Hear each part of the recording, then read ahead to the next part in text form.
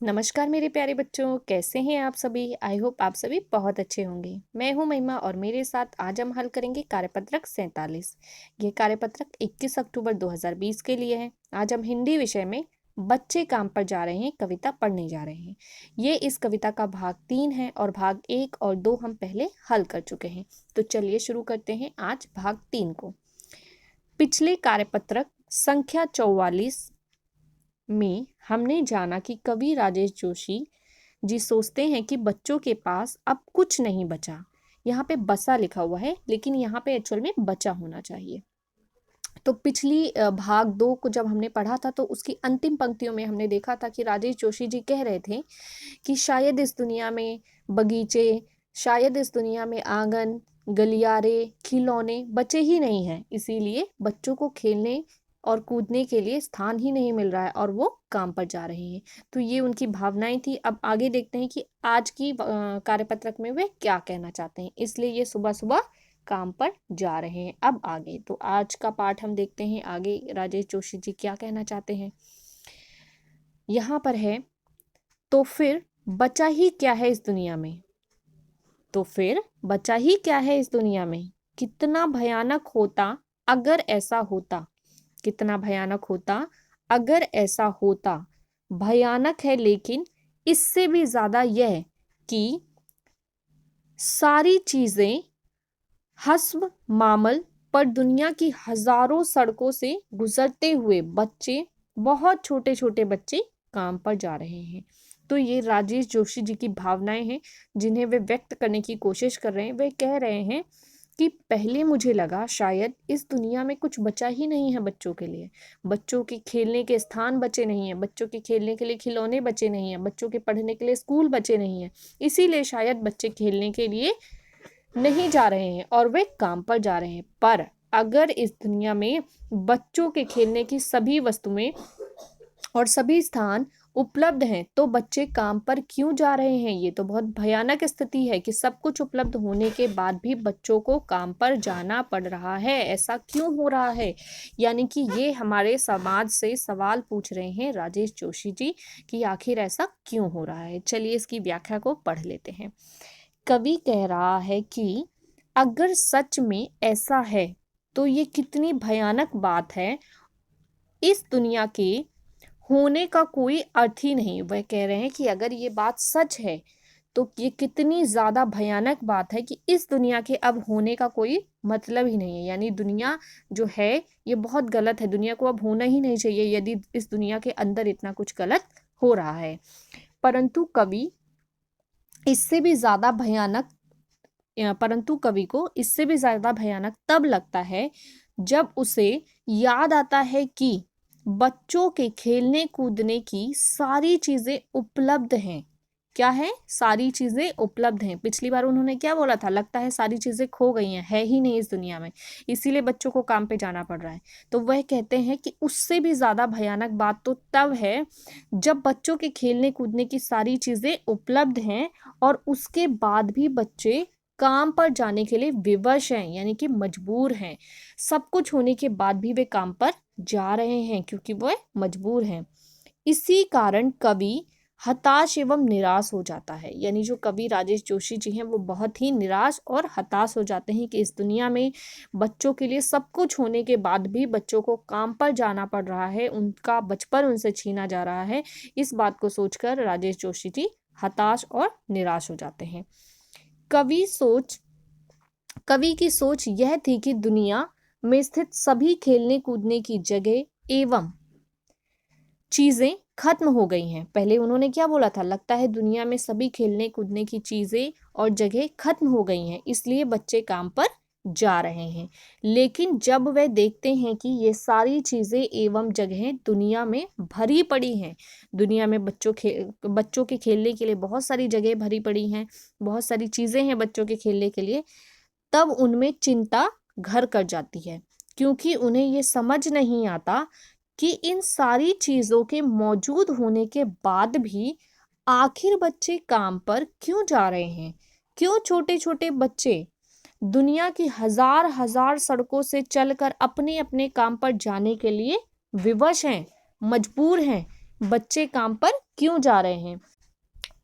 कवि के अनुसार बचपन खेल कूद, पढ़ाई लिखाई एवं बच्चों के विकास का समय होता है। अर्थात जो खेल कूद होता है बच्चों के लिए, बचपन जो होता है वो खेल कूद के लिए होता है, पढ़ाई लिखाई करने के लिए होता है, बच्चों के विकास के लिए होता है और अपने जीवन को एंजॉय करने के लिए होता है।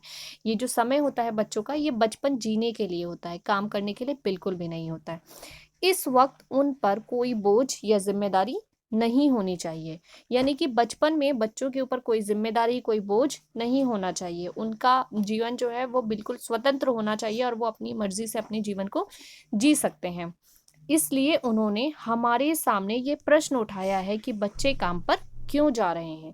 यानी कि जो कवि महोदय हैं वो ये कहना चाहते हैं, समाज से कहना चाहते हैं, इस दुनिया से कहना चाहते हैं, समाज में रहने वाले लोगों से कहना चाहते हैं कि आखिर बच्चे काम पर क्यों जा रहे हैं। बच्चों को ऐसा क्या आ गया है कि बच्चों को काम पर जाना पड़ रहा है और हम इस समाज में रहने वाले लोग इसका कोई उपाय क्यों नहीं करते हैं। तो ये है हमारे आज का कॉन्सेप्ट। चलिए शुरू करते हैं आज के प्रश्न उत्तर।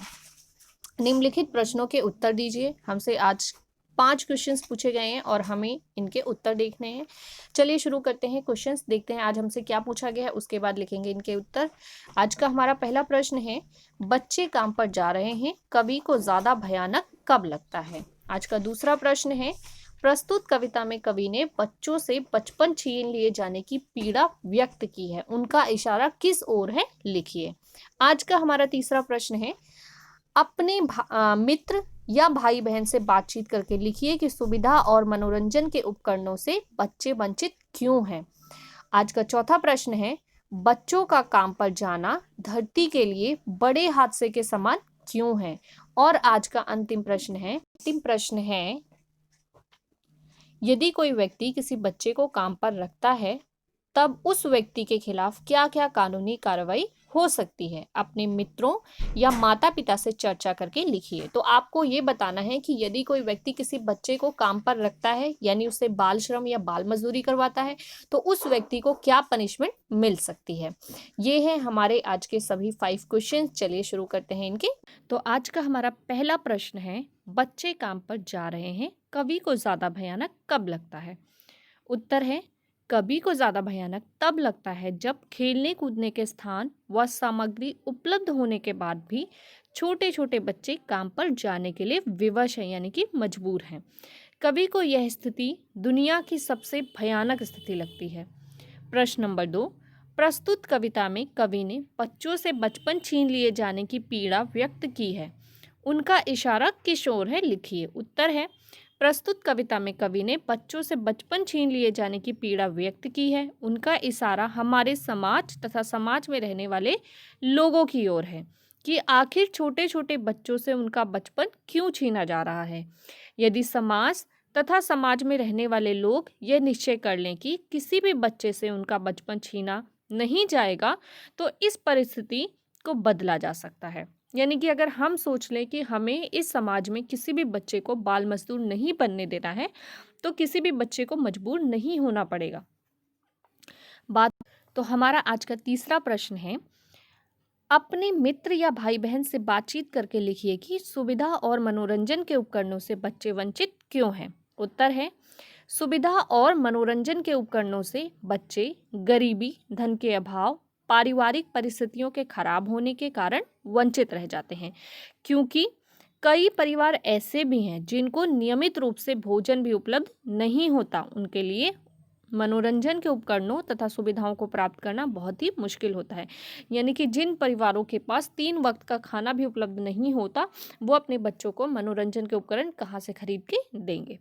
बात करते हैं आज के चौथे प्रश्न की, बच्चों का काम पर जाना धरती के लिए एक बड़े हादसे के समान क्यों है। इसका उत्तर है, बच्चों का काम पर जाना धरती के लिए एक बड़े हादसे के समान इसलिए है क्योंकि बचपन खेलकूद, पढ़ाई लिखाई एवं बच्चों के विकास का समय होता है। इस महत्वपूर्ण समय को बच्चों से छीना जा रहा है तथा प्रकृति के इस उपहार का अपमान किया जा रहा है।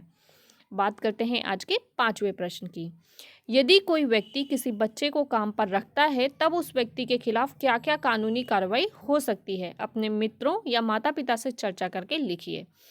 उत्तर है, यदि कोई व्यक्ति किसी बच्चे को काम पर रखता है तब उस व्यक्ति के खिलाफ निम्नलिखित कार्रवाई हो सकती है। यदि कोई व्यक्ति 14 या उससे कम वर्ष या उससे 14 वर्ष या उससे कम आयु के बच्चे को काम पर रखता है तो उसे 6 महीने से 2 वर्ष की जेल का प्रावधान है। 20,000 से लेकर 50,000 तक का जुर्माना हो सकता है। तो इस तरह की उस इंसान को पनिशमेंट मिल सकती है जो किसी भी बच्चे को बाल मजदूर के रूप में काम पर रखता है। तो ये हैं हमारे आज के सभी प्रश्न और उनके उत्तर। अगर आपको वीडियो पसंद आती है तो वीडियो को लाइक कर दीजिए, अपने दोस्तों से शेयर कर लीजिए और चैनल को सब्सक्राइब कर लीजिए ताकि हर वीडियो का नोटिफिकेशन आपको मिलता रहे। मैं हूँ महिमा और आपसे लेती हूँ विदा। चल मिलूंगी अगली नई वीडियो में नए टॉपिक के साथ। बाय बाय बच्चों, टेक केयर।